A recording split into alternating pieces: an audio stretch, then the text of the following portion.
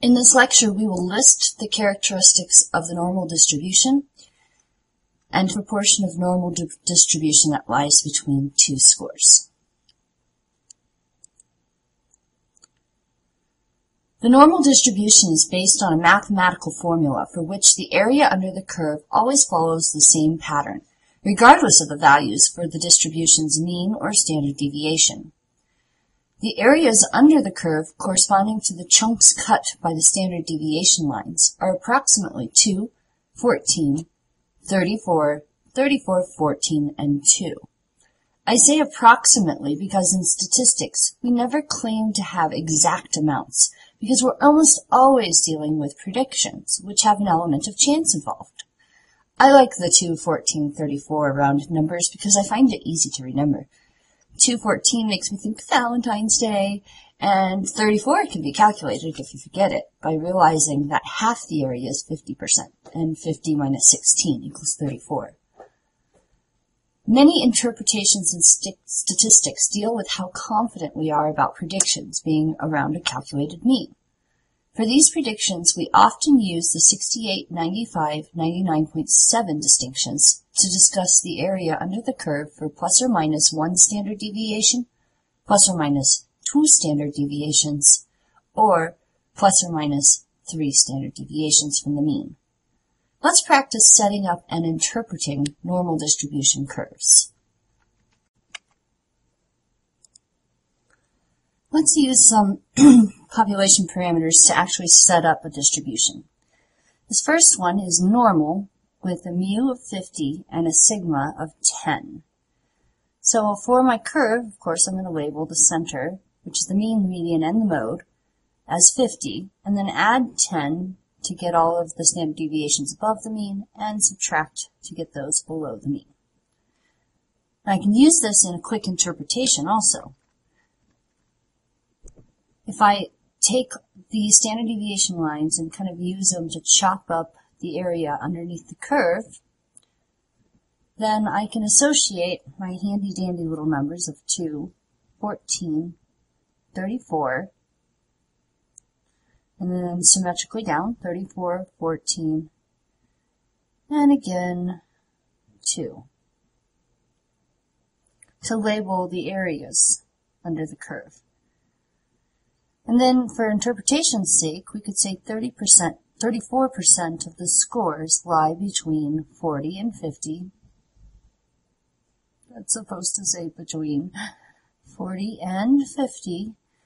And, or, the same thing is true, 34% of the scores lie between 50 and 60. You could use the words proportion and probability as well. I'll do that one in the second example. A mu of 620 and a sigma of 88. So again, I'm going to do a little bit of math here. 620 and adding 88 gives me a plus 1 standard deviation, which remember is a z-score of 1 of 708. And I'm going to do the next one in my head here, 796. And subtraction, I have no idea why I don't like subtraction so much, but I really don't. 2, carry 3, and 5. Yep, 532 is one below that. And then subtract again. And it's a 4, 4, and 4. So 444. So I've labeled plus or minus, up to plus or minus 2 standard deviations. That's sufficient. I could keep going. But let's look at a couple of interpretations. So from 532 to 796, I have 2 chunks of 34 and a chunk of 14. If you add all of those together, you're going to get 68, 34 plus 34 plus another 14, is 82. Yep. So the probability of choosing a score at random between 532 and 796 is 0.82, or there are 82% of the scores lie between 532 and 796.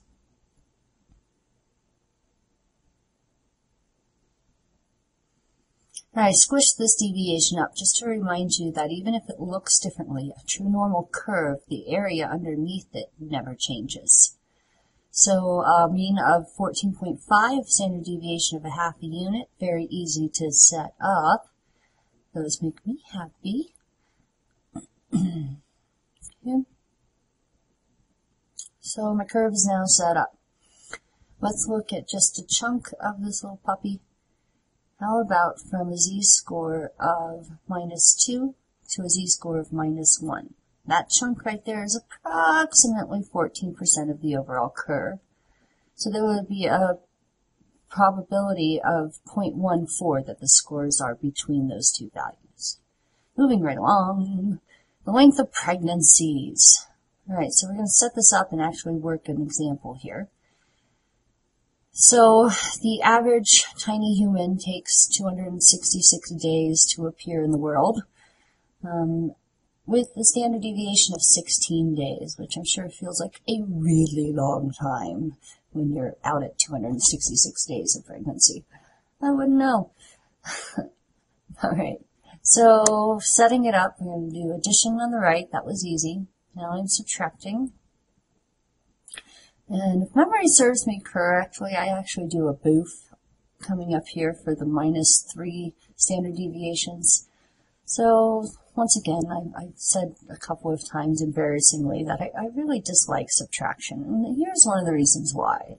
I thought 234 minus 16 is 118. Ignore that, please. We all make mistakes. All right, so wrap it up. That's a 314. At least I didn't add wrong.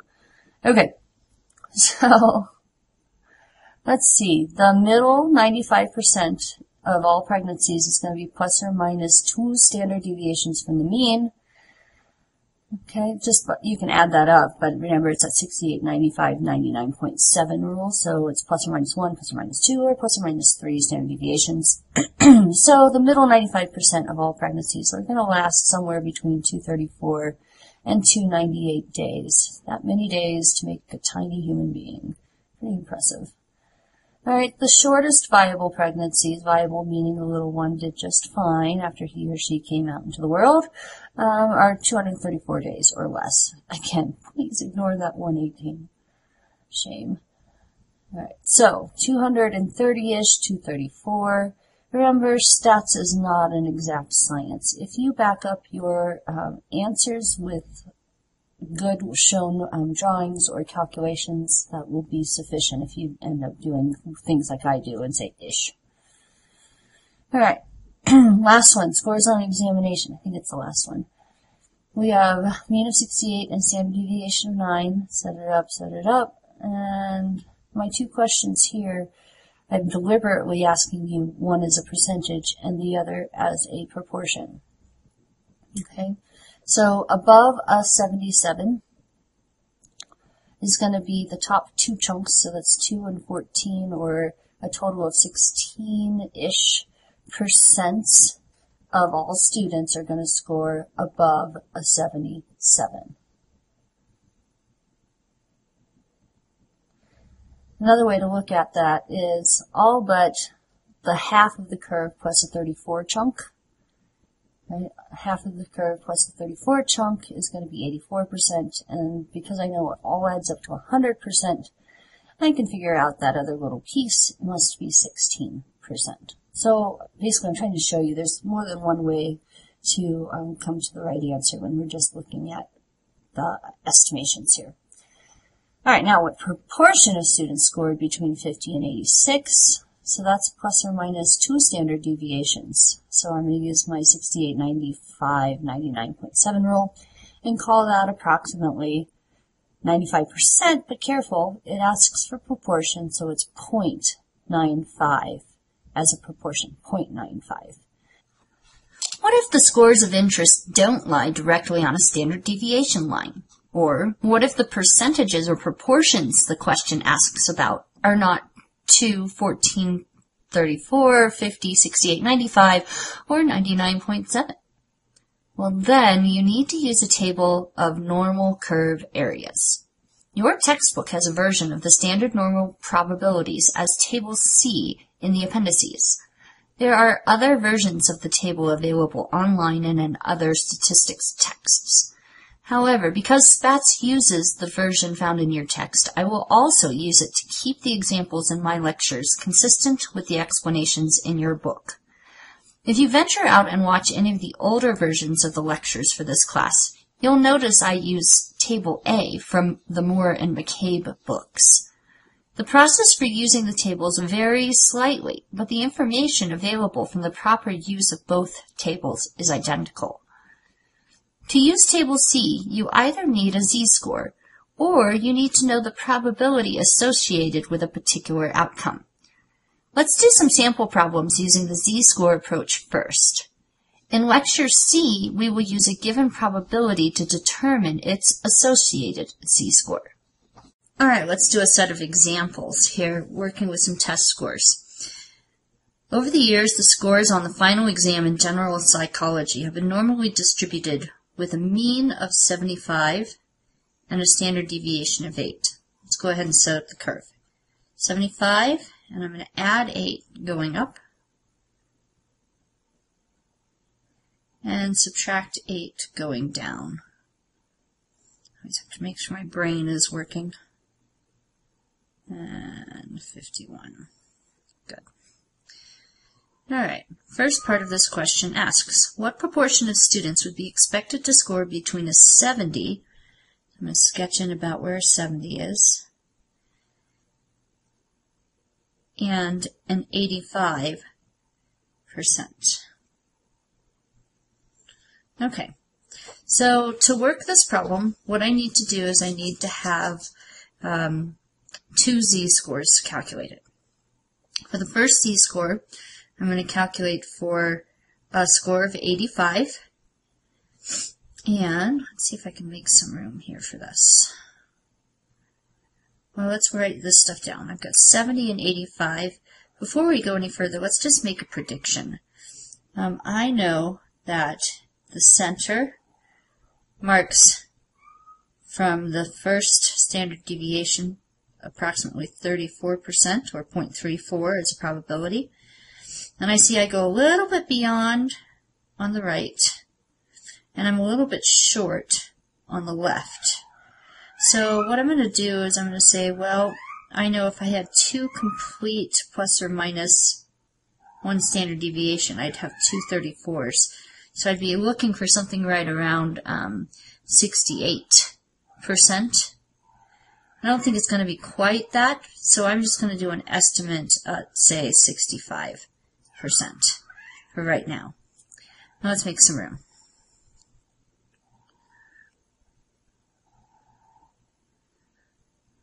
Okay. So, first z-score is for a value of 70. The mean was 75, and the standard deviation is 8. So this z-score is negative 5 over 8, which is the same thing as a negative 0.625 z-score. Now remember, when we use Table C, we really don't care about the negative sign.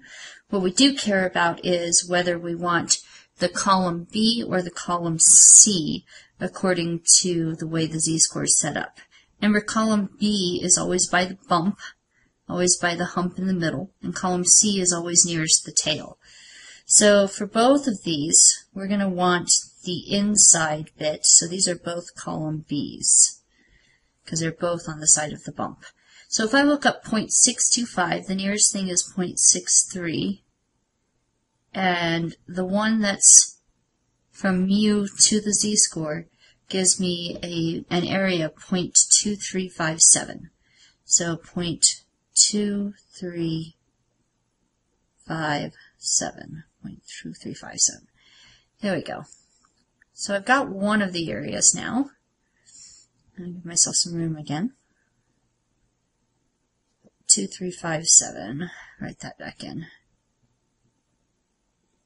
0.2357.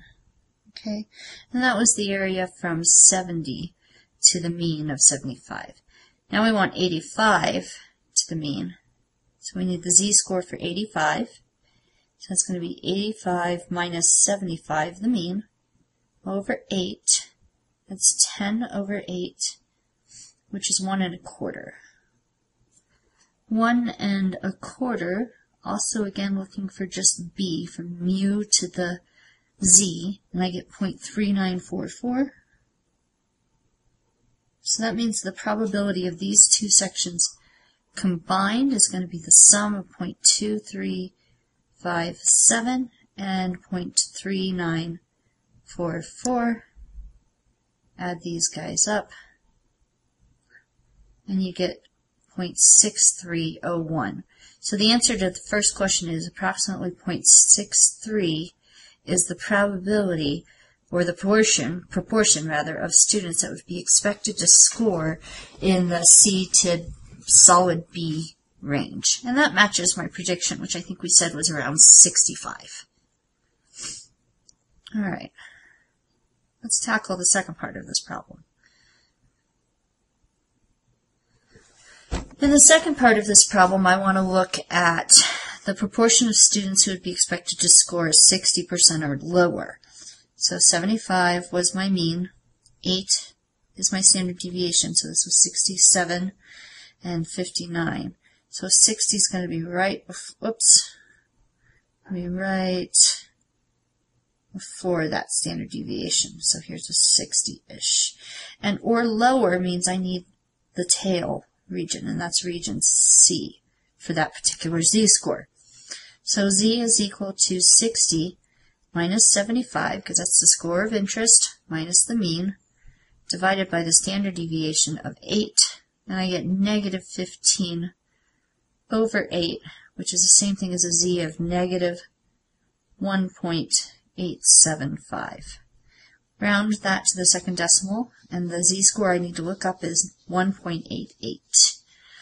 Now I want the tail region. It should be a very small amount, and it is, because I want just that section for column C for the z-score of 1.88, and I see that they're about 0.03 or 3% of the students will be expected to score a 60% or lower, or to fail the exam.